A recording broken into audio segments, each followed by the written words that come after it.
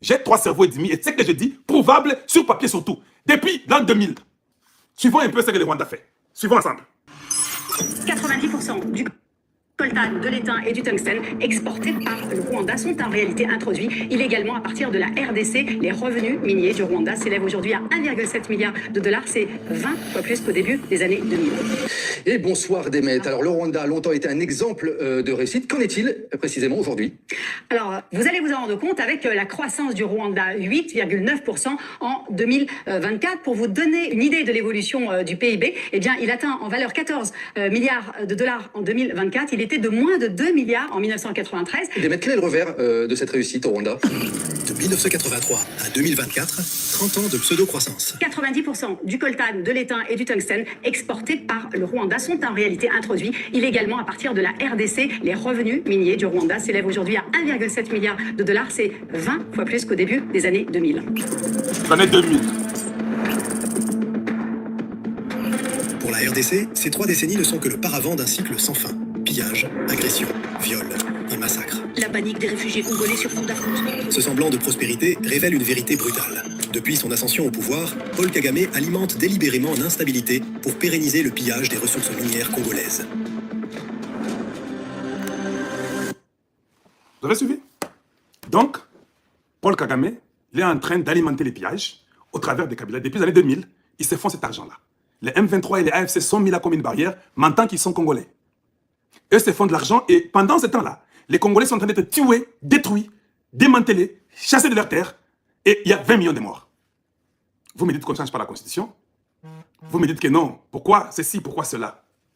Vous me dites que non, Kalonji. Les gens qui sont partis en Suisse la causer, ils sont géniaux. Ils ont très bien décidé d'ailleurs. Kalonji, qu'est-ce que tu racontes là? C'est ça que vous me dites. Est-ce que vous avez compris ça? Vous avez compris ça? Entre-temps, ceux qui font un effort de nous aider, on les traite comme non, eux, pas question. On n'a pas besoin d'eux. Bango Tolingi Bangote. Tolingi Bangote. Rapidement, je vais vous montrer autre chose. Bango Tolingi Bangote, mais voyons un peu autre chose rapidement. Ici, on nous dit la RDC conclut un accord avec les M23 pour faciliter l'aide humanitaire et libérer les prisonniers sous 10 jours. Des pourparlers avec le Qatar comme intermédiaire se sont tenus du 13 au 17 avril dans la ville de Montreux, en Suisse. Vous avez vu, hein?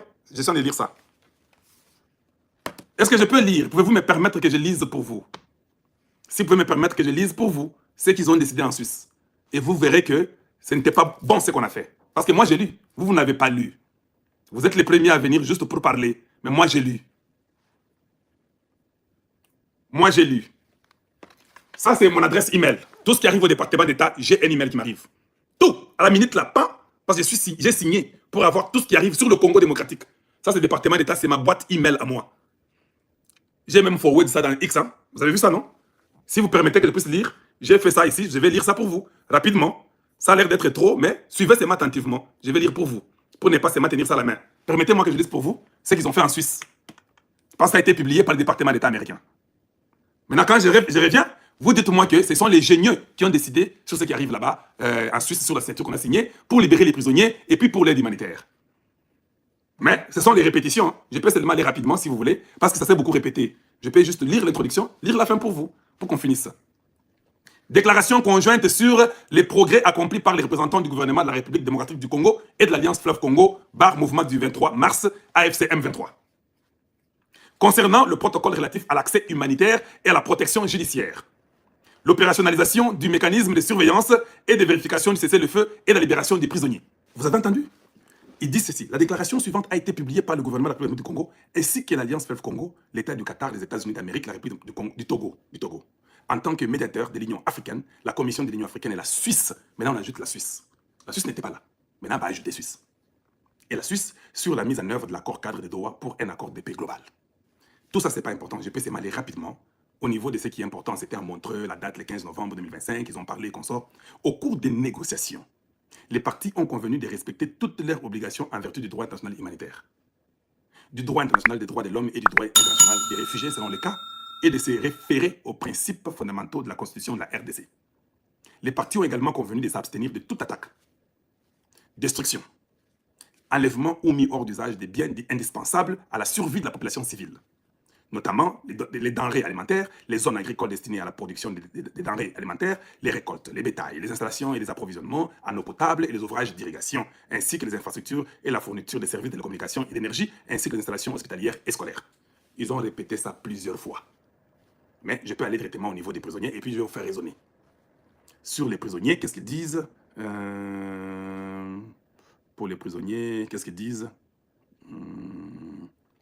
Les partis se sont également engagés dans un délai de 10 jours, à libérer les prisonniers conformément au mécanisme de libération des détenus signé le 14 septembre 2025 afin de poursuivre le renforcement de la confiance. Les partis remercient les CICR d'avoir fourni les listes conformément aux procédures établies. Et puis ils vont répéter la même chose, la MONUSCO félicite et comme ça. Je vais poser la question. Ceux qui ont tangi et le Kwana n'ont surtout n'a pas répété en gros, ils veulent dire ceci. Bon, bois que ce soit drone té. Bon, bébé c'est le Kolia, Bilanga, Maï, des choses comme ça, les écoles, les consorts, Makambo et drone, ils sont ratés. Mais ils n'ont pas été des termes de drone. Ils ont dit que vous devez protéger les aliments, les bétails, ceci, c'est là, l'agriculture, l'eau, tout. C'est-à-dire que les Congo, à côté, ils sont sous drone té. Et pas à l'ennemi. Nous avons accepté de protéger les ennemis qui vivent à Goma, qui vivent à Bukavu, et les endroits qui sont pris par l'ennemi. Parce que vous n'allez plus mettre les drones prochainement. Vous avez compris? Si vous mettez les drones qui vont toucher, je ne sais pas où, les champs, les bétails, l'agriculture, l'eau et qu'on sort, les complexes qu'on sort, vous serez déjà fautif parce que vous avez signé de ne pas faire ça. En fait, les gens qui sont partis signer n'ont pas seulement réfléchi comme Kalonji. Eh, Boroyo, drone ici, les compétences sur Nago, Manabo, Kafouté. Théokani, je continue. Il faut libérer les prisonniers politiques. Il faut les passages des humanitaires pour aller donner à manger, la nourriture, ne les attaquez pas. Vous savez, amener les gens qui sont blessés dans les prisons et qu'on sort. Tout. Je pose la question. Qui contrôle Goma? Quand on va ouvrir la voie humanitaire, n'est-ce pas signé que ton dimi, que va faire la voie humanitaire et que la voie humanitaire là ne sera pas contrôlée par nous. C'est le M23 qui est là-bas à Goma, qui contrôle tout. Est-ce que les armes ne vont pas entrer? Parce que les Rwandais veulent se donner, et puis on a beau Rwanda, c'est que Trump veut me frapper, moi je dois quitter. Je ne suis pas là-dedans. Les armes ne viendront pas par la MONUSCO. Vous ne connaissez pas l'histoire de la MONUSCO ou bien l'histoire de l'ONU, c'est ça le terme? Vous ne savez pas comment les armes entrent. Donc, un endroit qui est contrôlé par les M23 AFC, on vous interdit de faire des frappes pour ne pas toucher tout ce qu'ils ont. Parce que tout ce qu'ils ont cité là, c'est ce qui est sur le sol. Bamyama, tout. L'eau et comme ça, vous ne touchez rien. On vous a interdit indirectement de frapper les ennemis. Les ennemis, eux, nous n'avons pas signé pour qu'eux se retirent, qu'ils laissent l'autorité de l'État. Non, nous on n'a pas signé ça. Mais néanmoins, les humanitaires vont venir, il y aura un couloir, ils vont entrer pour venir donner à manger à tout le monde comme ça se doit. D'accord, on va faire ça. Mais eux, ils ne vont pas partir pour rentrer dans les Sabignons, pour se retirer. Et vont continuer à contrôler cet endroit-là. Nous avons signé quoi là? Dites-moi un peu. Vous les intelligents du Congo. Moi qui suis sentimental, je comprends ça comme ça. Vous comprenez comment? Nous avons signé quoi? Nous avons signé quoi? Quels sont les bénéfices à nous que nous avons signé? Donc nous avons interdit d'utiliser les drones. C'est ça que nous avons signé. Nous avons interdit que nos drones puissent frapper les ennemis, comme on avait fait avec Willy Ngoma. Parce que ça va toucher les champs, ça va toucher les animaux, ça va toucher l'agriculture. C'est écrit là-bas partout. Comment vous ne pouvez pas saisir ça? Vous allez me dire que je suis sentimental. Vous n'êtes pas sentimental. Vous êtes très bon, hein? Vous êtes intelligent. Médiocre que vous êtes. Et vous venez même écrire dans des groupes de WhatsApp pour dire combien les groupes qui partent là-bas étaient très intelligents. Il faut changer les groupes petits. Ils ne sont pas éveillés assez. Les négociations là, il faut libérer 311 prisonniers. Nous, on va libérer 111. Donc nous libérons même moins pour nous et ils libèrent plus. Et ils occupent les endroits là illégalement. Et vous savez qui on va libérer? Oh, je vous réserve, je vous laisse. Je ne vais pas entrer dedans. Est-ce que vous comprenez ce que nous avons fait en Suisse? Et quand je viens, je dis que c'était un mauvais truc. Les gens veulent décalonger. Tu ne sais rien, tu parles par sentiment. Ah, toi, tu parles par quoi? Une chose, vous devez me donner ce respect-là, cette crédibilité-là. Parce que tout ce que je vous ai dit est arrivé. Si je vous dis des choses, ça fait 6 ans, c'est aujourd'hui, c'est arrivé. Vous n'avez pas le droit de refuser ce que je dis. Moi, j'ai le droit de refuser ce que vous dites. Parce que ce que vous avez dit, ça a échoué. Moi, ce que je dis n'a jamais échoué. On va écouter qui? Vous ou moi? En même temps, le gouvernement dit non, il ne va pas ouvrir les banques à l'Est. D'accord? Vous n'ouvrez pas les banques à l'Est. Mais vous acceptez que l'aide humanitaire arrive là-bas à Goma, qu'on réouvre l'aéroport, qu'on fasse tout. Mais eux contrôlent l'endroit là. Vous trouvez que nous avons bien négocié? Non, tu n'as pas question. Pourquoi ne pas aussi négocier en Suisse pour dire que non, Balongwa, Bazonga n'a pas village, et c'est que tu pas dans la montagne qu'on a. Pas que le gouvernement a dirigé Mboka Oyo, il y a Bango Moko. Pourquoi ils vont rester là-bas?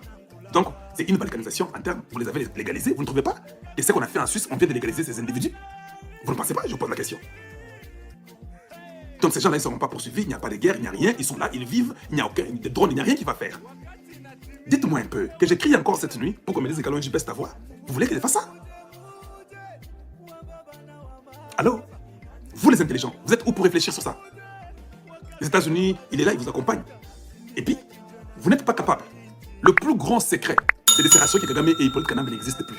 Vous voulez qu'il y ait la paix dans les grands lacs? Kagame doit disparaître et Hippolyte Kanambe doit disparaître. Les deux individus deviennent notre objectif dans tout ce que nous faisons. S'il faut que Tshisekedi dise ça à Donald Trump, il doit le dire. Ce sont les deux individus, Kabila et Kagame, qui ont volé le Congo pendant 30 ans. Ils ont même enrichi leur économie au Rwanda, parce que Kabila c'était un Rwandais de sang. Et ils sont en train de déstabiliser le Congo pour qu'eux vivent. Nous ne comprenons pas ça. Nous rêvons dans des stupidités. Oh non, en Suisse, ils sont des savants, ils ont des gens de pattes là-bas. Dis, qu'est-ce que vous racontez là? Ça, c'est une mauvaise chose. Et puis, on commence à parler de la Suisse qui s'est ajoutée parmi les négociateurs. Quand vous lisez, on dira quoi? Il y a le Qatar, il y a l'Union africaine, il y a le Togo, il y a l'Angola, il y a la Suisse, les États-Unis. Tu vois? Après un moment, ça sera la France qui va s'ajouter, qui voulait s'ajouter dernièrement, nous avons refusé. Makamboya aéroport, Tilelo, France à Kosakabiso. Parce que maintenant, l'aide humanitaire va entrer. Les M23 ne sont jamais partis. Je vous avais dit ça, non? Ça reste encore. Qui a raison, qui a tort? Je pose la question.